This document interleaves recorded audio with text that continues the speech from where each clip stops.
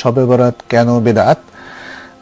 শবে বরাতের কথা তো সহিহ হাদিসে এসেছে, তাহলে তারপরেও কেন একে বিদআত বলা হবে? উত্তরে প্রথমে আমরা বলবো যে শবে বরাত এই নামটি কোনো সহিহ কিংবা দাঈফ হাদিস কোথাও আসেনি, কারণ এটা ফার্সি শব্দ, আর কোরআন হাদিস হলো আরবি ভাষায় এসেছে আমাদের কাছে। শবে বরাত মানে হচ্ছে ভাগ্য রজনী, এবং এক্ষেত্রে শবে বরাত বা লাইলাতুন নিসফ মিন শাবান, এখানে ভাগ্য রজনীর কোনো দলিলই ইসলামী শরীয়তের মধ্যে নেই।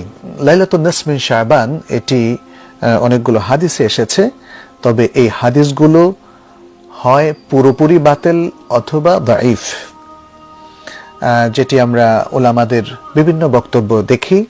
যেমন ইবনুল আরাবী তার আরদাতুল আহওয়াদি নামক গ্রন্থের দ্বিতীয় খণ্ডের 201 নম্বর পৃষ্ঠায় বলেছেন, লাইসা ফি লাইলাতিন নিসফ মিন শাবান হাদিসুন ইউসাউই সামাআহু।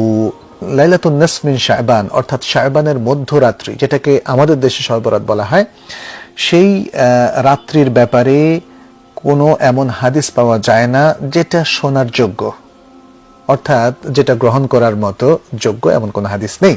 এটি আরদাতুল আহওয়াদির মধ্যে বলা হয়েছে। শেখ